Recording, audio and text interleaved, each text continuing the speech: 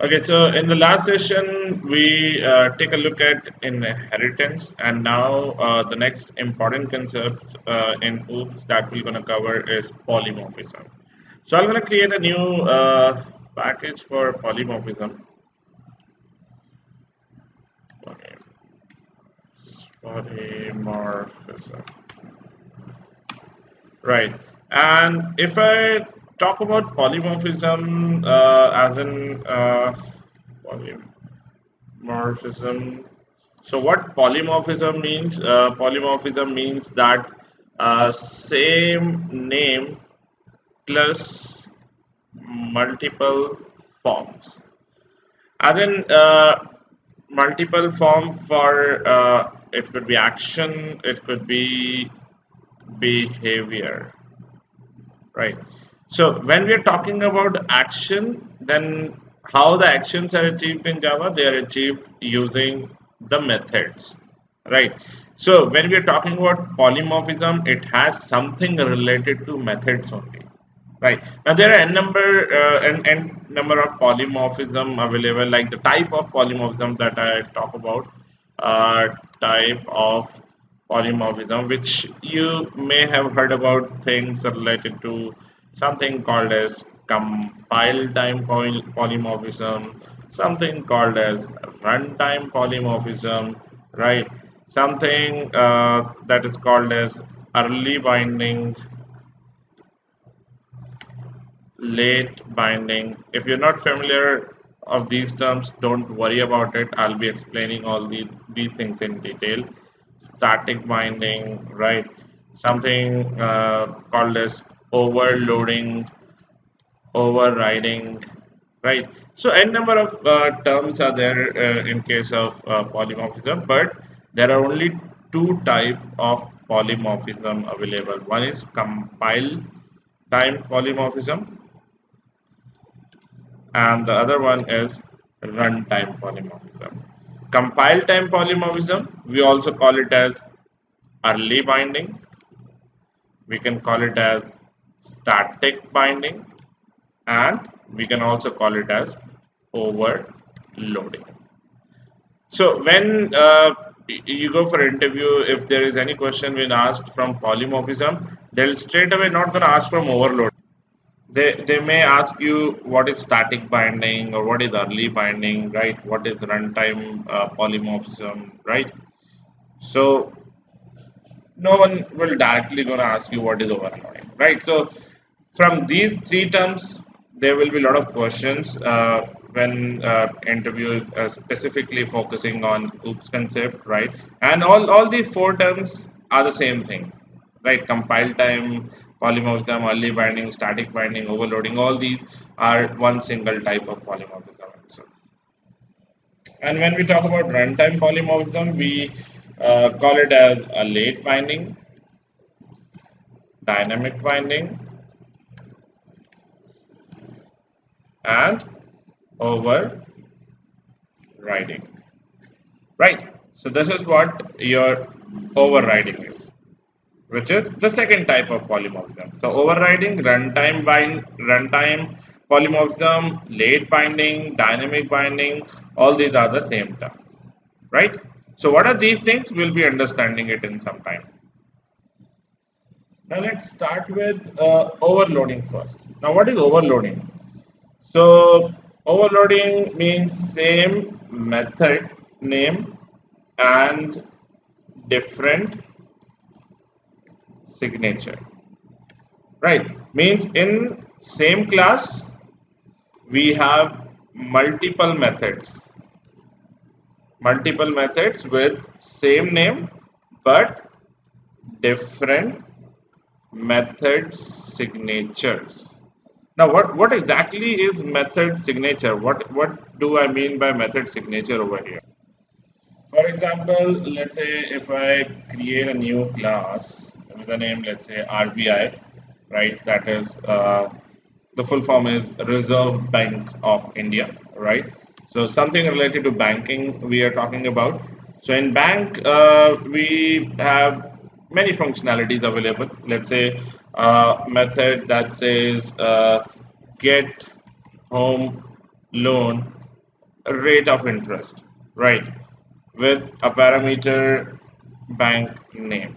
So if I talk about method signature is a combination of a method name and the parameter. This whole thing is basically a signature, a method signature. Now, overloading, it says that in the same class we have multiple method with same name. Now if we have multiple method with same name, let's say I add another method with the same name, it will actually going to give you an error that duplicate method in this class, right? But here it also says that it should have a different method signature. Then how we can make a different method signature? We can actually change the parameter over here. So over here I can add another parameter, that is, let's say, int amount. Now you can see the signature changes, right? The method name remains the same. So having multiple method with same name but different method signature, that is what overloading is. Now, in how many types the parameter that the method signature can be different, right? When in terms we are talking about overloading, we can have different number of parameters, different as in this contains only one parameter, and the another method with the same name contains two parameters, right? The second way is that I can have one parameter, but the type should be different, right? Or maybe the type is also same. I can have string like bank name and int amount, right? And this will also gonna have two parameters. If I write it like this way, then it will be duplicate. Else what I can do, I can change the sequence in such a way that initially it accepts integer, and then it accepts uh, the string format, right? So these are couple of ways of implementing the overloading by making the signature different. Even if you leave it blank, then also it is a different signature. Let's say even if I remove this thing, then also it is blank, then also the signature is different. The method name is same, but the signatures are different. Now let me create one more class. Let me delete this. I'll come back to this example later on. But before that, I'll create a simple class. Let's say I create a class with the name overloading example. Right, the main method. So you need to make sure that when you are implementing overloading, then the method should be inside the same class, right? It should not like that a method, let's say I create a method add over here with some arguments, some parameters, and in another class I'll create the same method add, and then it will overload that method. It will not gonna happen like that. So in case of overloading, all the methods are in same class itself. Now let's say if I just write some parameter over here, int a, int b, right? Now we have two methods inside this class. One is main method, one is add. Right now there is no overloading. Right now, what I can do, I can create another method with some more arguments. Let's say int c. Right now the signatures are different. So this is what overloading is. Now, what is the need of overloading? At times, it may happen that you need to add two numbers. So when you want to add two numbers, you will be calling this method. When you add more than two numbers, like three numbers, you may be calling this method. So at times, when creating an object of this class, you'll say obj equal to new class name, and when you say obj, and if you want to add two numbers, then you will be calling the method that is add int a and int b Or else, if you want to add three numbers, then you will be calling the overloaded method with three arguments, three parameters, right? Now, if I take another example, let's say we take example of Facebook. So initially, like when Facebook was implemented, the login was with your mobile number itself, right? So give the mobile number, give the password, and login into Facebook. Later on, they implemented the username functionality as well. Give username and password, and then enter into Facebook. Now, many people are still using their mobile number in order to enter, perform login into Facebook. Let's say they may have created a method called as to login that accepts int mobile number and string password. Now later on, they implemented a functionality that like someone who wants to enter through username can enter through username as well. There is no need to give the mobile number. So will we going to change this to string and then username? Then next time if someone wants to enter the mobile number, how are you gonna do that? Because this accepts a string argument, right? So here we need to provide username instead of mobile number. So what they have done, they have actually created an overloaded method, right? So over here we can say int and the mobile number and then string and the password. So if next time you want to log in, you can also say obj dot and you say to login. So either you log in using the mobile number or the password. You just need to pass on two parameter. It will automatically gonna adjust based on the method signature. So if you give 10 and the password, it will gonna accept it. Similarly, if you're not giving numeric, like you're not giving your mobile number over here, you want to give your username. So let's say username is this will still gonna accept it. But when you're giving string argument, it will actually gonna call this method, and when you're giving mobile number over here, it will gonna give a call to this method, right?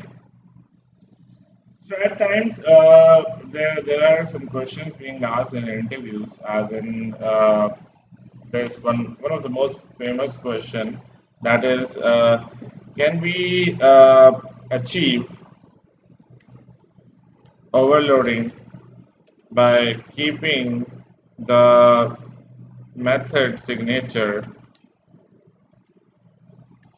same and changing the return type, right? And the answer to this is no. Now, when I talk about return type, there are times when this is not a void method when it returns you integer value, right? Let's say int and return, let's say some value like 10. So you can see if I remove this will gonna work fine. But if we have same method signature but different return type as well, this is still not overloading it, right? So it will still gonna throw you duplicate method addition, right? A duplicate method. This will not gonna work like this way. So whenever you have a question in interview that can be have the same signature but a different return type to a method, then that is not overloading. All right. Also, this is because if let's say if overloading accepts like a method like this with different return type. Let's assume if I call this method addition, right? Now, while calling a method, which part of method is actually called over here? The part that is called is the signature, right? The arguments that we need to pass. So let's say if I pass the argument 10 and 20, right? While calling the method, do we ever like confirm that okay, call a method which is having a return type as int or void, right? We never confirm that thing, right? We just simply call a method and it asks us to pass on the arguments over here. So if the argument remains the same, so here ambiguity will gonna come, right? The compiler may get confused that where he should actually enter 10 or 20, where it should actually enter it, either it enter it's inside this method or this method, right? So this is why like the overloading, it's not feasible where we have different return types but the same method signature, right? Now again, let's say you thought of creating a method with the same name, same signature, but different variable name. Now will it gonna work? No, again, it will not gonna work, right? So no matter the variable names are different, but the signature remains the same, right? The type remains the same. So if the type is same, it will not gonna work. It will again gonna show you duplicate methods over here. But here, if I change this to double, then it will gonna accept it because the type is changed. Again, this is overloading. And again, if I go over here and create the same two parameters but a different sequence, then again it will allow it. There won't be any error, right? Now again, if I create a method with a type byte A and byte B, right? Different type. Now just look at this method. I'll move it over here. Right, these two methods. Now when I say obj dot add and value 10 like 1 and 2. So which will be called? Will this be called first or will this be called first? So you can check this thing by doing control and mouse over and click on this and it will take you this method. Right, because the numeric arguments are called first. But then how will you call this method? If in case you want to call the byte one, how will you gonna call it? So explicitly you need to tell it. Like you will be doing something like this. Byte b1 equal to let's say 10, byte b2 equal to 20, and then copy this method, use it over here, say b1 and b2. Now if you do a mouse over on add, you can see it is actually pointing to the byte one, right? If you do a mouse over on this, it will point over to the integer one, right? So these are some of the things that you need to like take care of when you are using the overloaded methods, right? Because at times when you will be working on Selenium, Appium, or even REST APIs, you're gonna find there are many methods having a same name but different signatures, right? Different arguments. So those are basically overloaded methods. Okay, so let's understand one more thing. Let's say I'm gonna comment out everything that we have written. I'll just comment it out, right? We have just one method over here. I'll comment out these things as well, right? Now I can have another method which is let's say double A and int B, right? And I'll change this to double as well, right? Or so here the duplication is not there. See, it is allowing us to create these methods, but the error is actually coming at the runtime. It is showing it as ambiguous, right? Because when we call this method, the very first it is looking for integer argument, and both of the method contains the integer argument. Right, so the compiler is getting confused over here. Where to pass these values? Whether to pass the values over here, whether to pass the value over here in this method, right? So the compiler is getting confused over here. right? This is another a tricky interview question, right? So just look at the data types that you are actually defining. If the data types are similar when you are working in a like overloaded method, right? Maybe the signature is different. You may gonna get this sort of ambiguity as well, right? So if I comment it out, I mean, if I do this thing, if I create something like double A and double B. Now this time, if I comment out the first one, see the ambiguity is gone. It will accept it.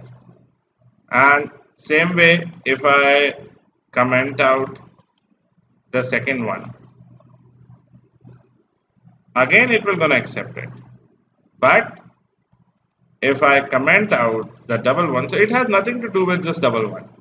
So the ambiguity is over here when you have similar types defined, right? So it gets confused where to pass the values. So that is what you need to be careful while working with overloading. So there are two things, right? One is duplicacy and one is ambiguity. So ambiguity comes when you are calling the method at the runtime, right? When you are calling the method at the compile time, you're gonna get that error, right? So the error that you get at the compile at the method calling is basically the ambiguity, and the error that you're gonna get while duplicate methods, right? While defining declaring the method, similar method with similar signature, then you're gonna get duplication. So these are the two things that you're gonna face when you're working with overloading. Now, let's come to why we call it as compile time polymorphism, because the things are defined at the compile time itself over here. Right, at the compile time, like at the compile time itself, you should be able to see all the overloaded methods over here, right? So these things are decided at the compile time itself.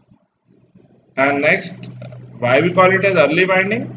Because it is decided, it is actually binded before we run this method. Before we actually run this method, so this thing is actually binded, right? So that is the reason we call it as early binding. And why we call it as static binding?